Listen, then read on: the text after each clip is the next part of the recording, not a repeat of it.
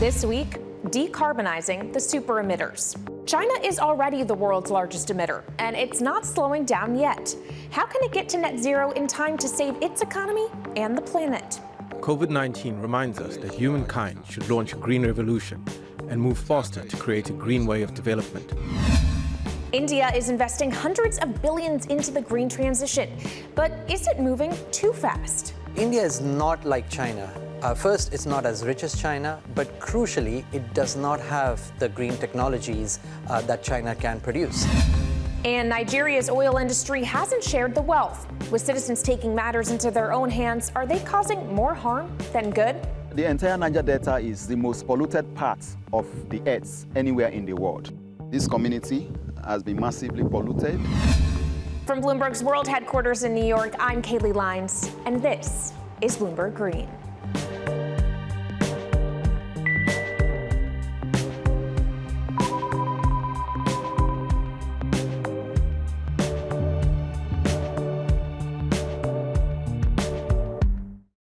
In the climate fight, a lot of emphasis is placed on the big three polluters: China, the US, and the EU. Between them, they are responsible for a whopping 60% of historical emissions. But by 2030, most of these nations polluting will be exactly that, historical. So what about the countries that are yet to hit their peak? India is also one of the world's fastest growing polluters. At COP26, Prime Minister Narendra Modi made a surprise announcement. The country was aiming to hit net zero by 2070. But his environment minister quickly admitted that peak emissions were still a long way off. We'll take a look at India's stuttering start to its race to net zero. And what about the continent of Africa, so often overlooked in the climate conversation? Its largest economy, Nigeria, is a massive exporter of oil. As it transitions from an emerging to developed economy, can it do so in a greener way than Europe or America?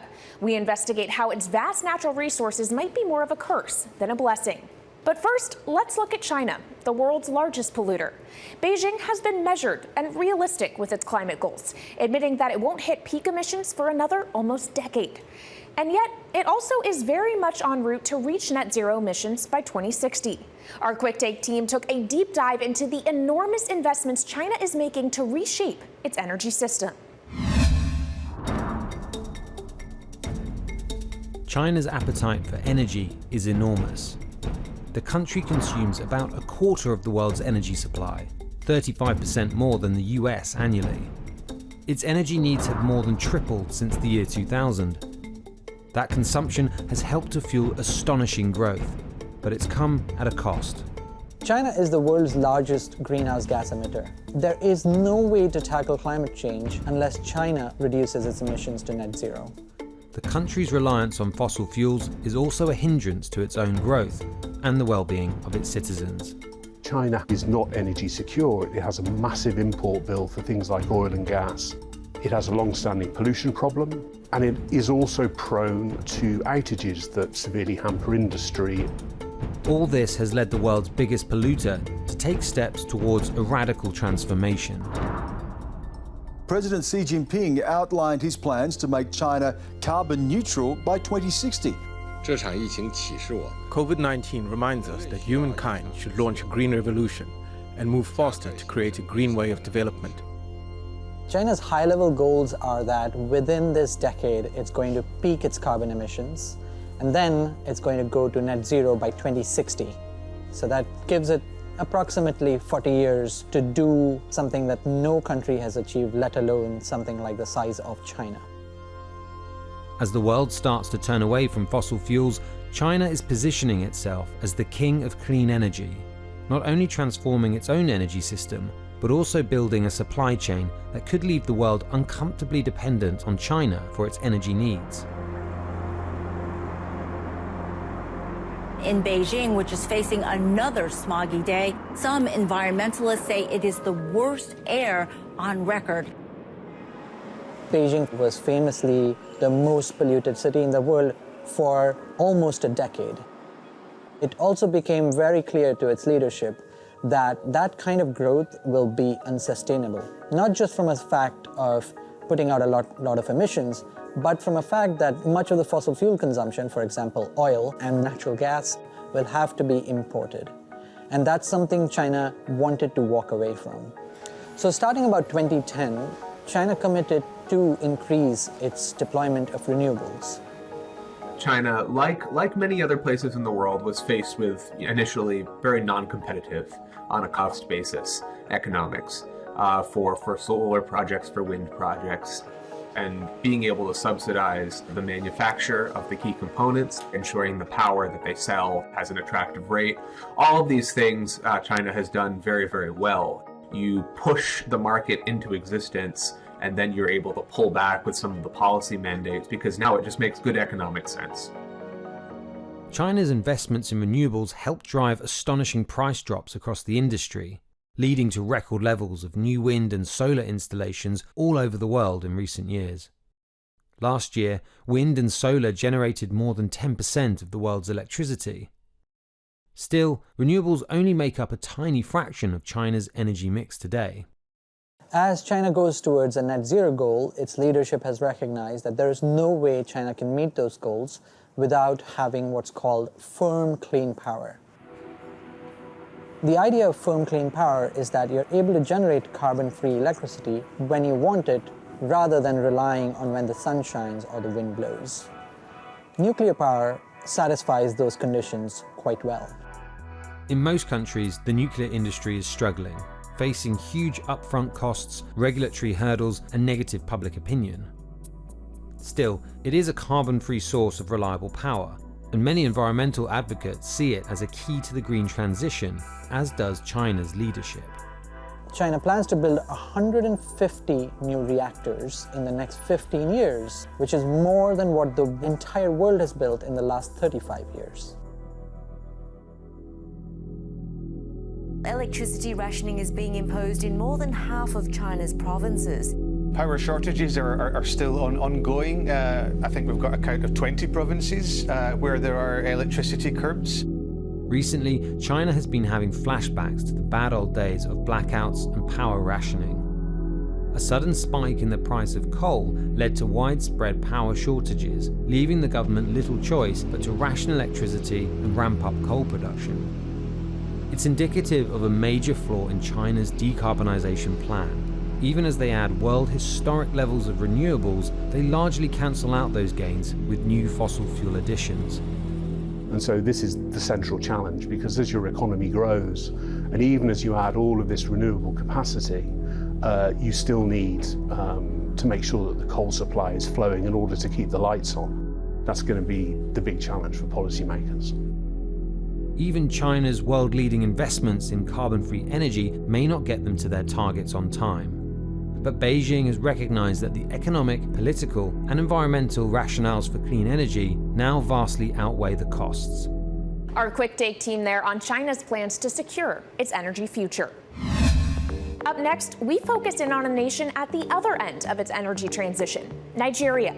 In the West African nation where oil is abundant, people are chasing wealth at the detriment of the environment and their own health. How can the country wean itself off of its reliance on oil? This is Bloomberg Green.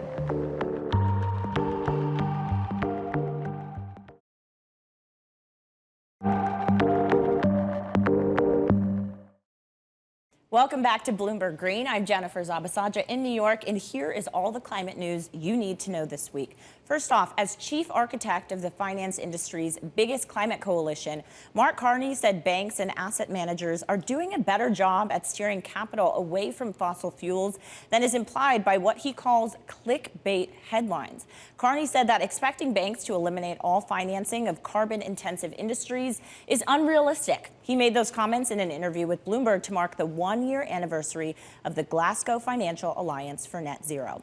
Also, solar could generate half of the world's electricity by 2050 and become the cheapest source of energy. This, according to the CEO of Trina Solar, the world's third biggest supplier of solar panels. He said global solar power capacity has the potential to grow to 14,000 gigawatts by the middle of the century from 800 gigawatts at the end of last year. And finally, developing economies will be 4 times more exposed to climate risks than richer peers by 2050. Around 12% of low to lower middle income nations' economic output will be under threat, compared to 3% for high and upper middle income states. South Asia is particularly at risk, 10 times more so than Europe, due to its exposure to storms, floods, and rising sea levels. This is all according to a report by S&P Global Ratings, and that is your Green Brief. Kaylee, a lot of focus, as we mentioned, on the richer economies, but developing economies matter as well. Yeah, and for those richer economies, it's not just about their own commitments, the money that they are contributing to their own transitions and to their climate resilience. It's also about the funding they're providing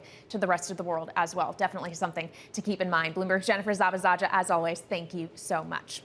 Now, while we're talking of other countries, Nigeria is Africa's largest oil producer, and oil makes up more than 80% of its exports. But the promise of wealth is making Nigerians take risks that are harming both themselves and the environment. A practice of oil theft known as bunkering and the refining that comes with it is becoming increasingly common in rural Nigeria, where it's sickening and killing those living amid the pollution. It's also creating one of the world's most severe ecological disasters. Our Matt Goldman investigated. This black soot has been falling from the sky in a region key to Nigeria's economy for about 5 years. Oil theft, known as bunkering, and the refining of its spoils is worsening the damage from decades of fossil fuel exploitation, creating one of the world's most severe ecological disasters. The illegal oil bunkering is a sabotage to the economy of the nation. It is very dangerous to the health of our people. And we cannot sit down and see our people dying. Our sacred forests, our homes have to give way to oil wells, and no one gets much benefit. But stealing and refining oil is a major source of income in a country where wages are meager, and more than half of working-age adults are either unemployed or underemployed. Many believe that efforts to stop the illegal trade will be in vain, and that the health of the people of the Niger Delta will continue to suffer. Imagine a resident of Port Harcourt who inhales this soot every second in 24 hours, 7 days a week, 30 days in the month, and for years now. We are dying slowly but surely, and our lifespan is reducing every day. Aside from oil companies and a privileged few Nigerians in business and politics, the country as a whole has seen minimal benefits from being Africa's biggest petrostate.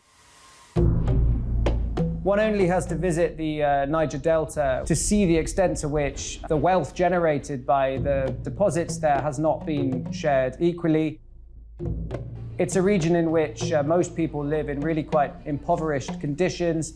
There isn't much in the way of employment, and you will not find anyone who lives in the Delta who thinks that their people have got a fair deal out of 60-something years of oil production.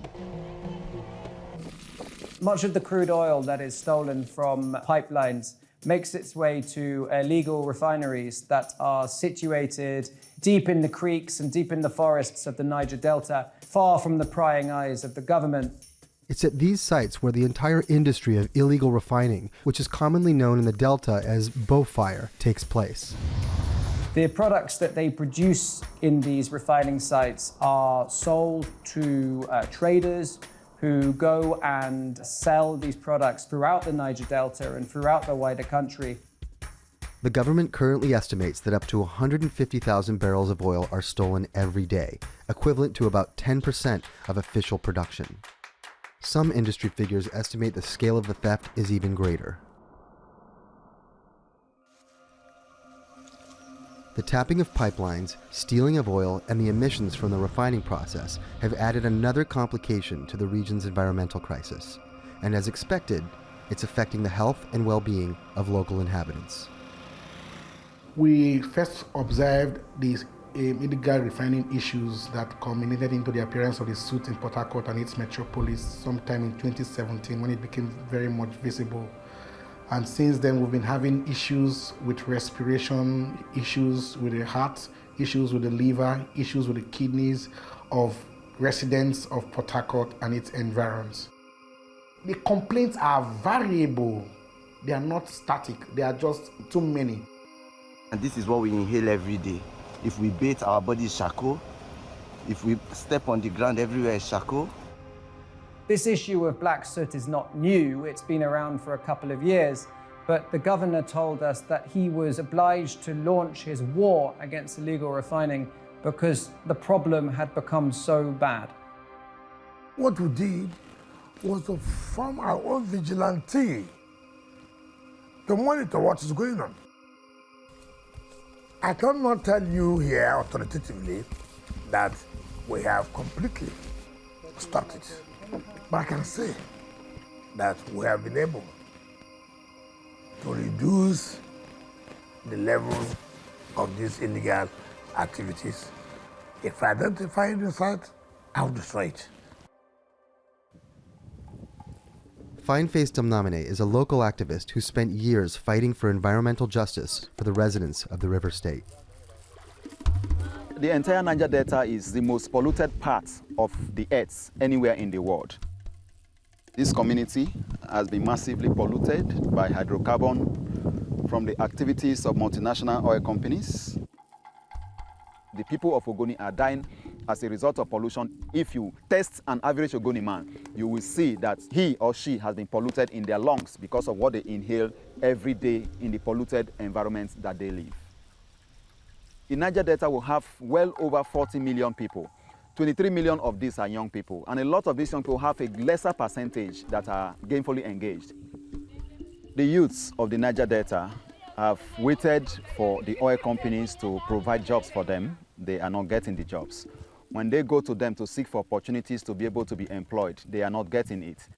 The environment has been irredeemably damaged, and yet nothing is happening. Nobody has been held to account. No government official has been sacked. No action has been taken with respect to holding people accountable for failure to carry out their responsibilities. Powerful reporting there from Matt Goldman from the Port Harcourt in the Niger Delta. Coming up, the climate laggard, India. How does the world's poorest super-emitter get to net zero without endangering people and the planet? This is Bloomberg Green.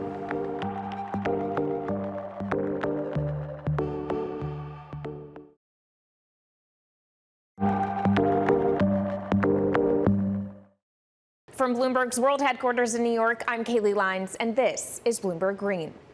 When it comes to the rates to hit net zero, India is in dead last.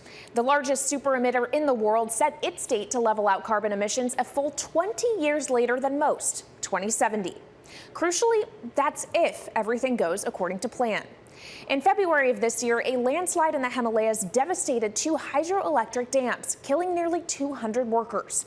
The warning signs had been there as far back as 2012, when scientists warned that the dams were in dangerous locations. India has planned to invest more than $500 billion into hydropower projects. But in the country's haste to go green, is it ignoring some of the risks? Bloomberg Green reporters went to visit some of India's largest dam projects to take a look. इसका कारण ये है, हमें तो लगता है जो यहाँ पे प्रोजेक्ट बनना है उसके कारण हमको लगता है कि ये प्रोजेक्ट के कारण ही ये गांव जो धस रहा है इसी के कारण नुकसान हो रहा है तो फिर वो बना सकती क्योंकि अब गांव कभी भी खिसक सकता है और इतना बड़ा गांव अगर कंपनी नीचे बनी क्योंकि नीचे तो जो इनका नींव है वो पूरा हट चुका है पूरा खिसक चुका है तो इसमें कैसे कंपनी बन सकता है दोबारा. The world needs more hydropower to keep global warming in check. But with viable sites scarce, dam builders are pushing into high-risk areas. Nowhere is this tension more on display than in India's Himalayas. निश्चित तौर पर हिमालय जो है ये पूरी दुनिया के लिए आकर्षण का केंद्र है. अब जलवायु परिवर्तन वाला जो पूरा एक नया वो आया है पहलू, इसमें तो आप जब जो है इतने भारी मात्रा में विस्फोट करते हैं, इतनी सारी गाड़ियां उसमें चलती हैं, इतने सारा उसमें जो है मशीनों का इस्तेमाल होता है, वो एक तो उसको बढ़ाता है. Take the Tapovan Vishnugad Dam. From the beginning, scientists warned against the site due to its earthquake and landslide-prone location. Global warming has only increased these risks. तब हम ये कह रहे हैं कि आपका जो ग्लोबल वार्मिंग का पूरा इफेक्ट है वो आपके इस पानी पर, आपके पर्यावरण पर असर डाल रहा है, तो आपके ये जो पावर प्रोजेक्ट है इस पर क्यों नहीं असर डालेगा? और क्योंकि ये सारा खेल ही पानी का है, जब पानी ही नहीं रहेगा तो आपका ये होने वाला नहीं। तो हमको जो है इसके जो अन्य विकल्प हैं, चाहे वो सोलर एनर्जी है या विंड एनर्जी है। In 2013, the project was damaged along with 30 other hydro dams from floods and a glacial lake outburst. And last year, it was flattened again by an avalanche that created a deadly flash flood and claimed more than 200 lives, many of whom were working at the site. ना यहाँ नहीं दिखा गया, यहाँ पे बाहर के लोग ही थे ज़्यादातर, लेकिन गाँव को नहीं रखा था यहाँ पे। अभी तो ऐसा लग रहा है, ऐसे तो कई जगह नहीं होता, लेकिन इसमें जब आपदा की हमको लग रहा है कि चलो अच्छा किया उन्होंने दे दिया। लेकिन जहाँ भी कंपनी है, लेकिन पहले गांव को महीना देना चाहिए, क्योंकि तो अगर रोज़गार न दिया तो क्या फ़ायदा, इतना नुकसान भी होना है और रोज़गार भी ना मिले। तो ये जो ब्लास्ट हुआ अंदर पहले, तो ये गाँव धीरे धीरे। Just downstream from Tapovan is the 400 megawatt Vishnu Prayag project. It too suffered damages from the severe flooding in 2013 and 2021. Run of the river has to be in a remote location, vagaries of nature, inhospitable terrain and all that. There is no game saying that we throw up our hands and just give up. Still, India's biggest power producer, NTPC, is undeterred by the two natural disasters in less than a decade and is rebuilding Tapovan as we speak. That's because India is in dire need of hydro. As far as the hydropower projects are concerned, they are the future of our country. The demand for a developing country for power will keep increasing. And unless supply keeps pace with it, the gap between the two will keep widening. That we cannot afford. At Raini village, the closest to the damaged hydro site, residents are more concerned about making it through the next rainy season. नहीं, हम तो घरों में रहना बहुत वो माना जाता है। जब बारिश हो रही तो हम सब डर रहे, गांव वाले पूरा जंगलों के ओर भाग रहे। नहीं, अभी तो हम गांव वाले सपोर्ट नहीं करेंगे, क्योंकि अभी गांव पूरा खतरा की जद में।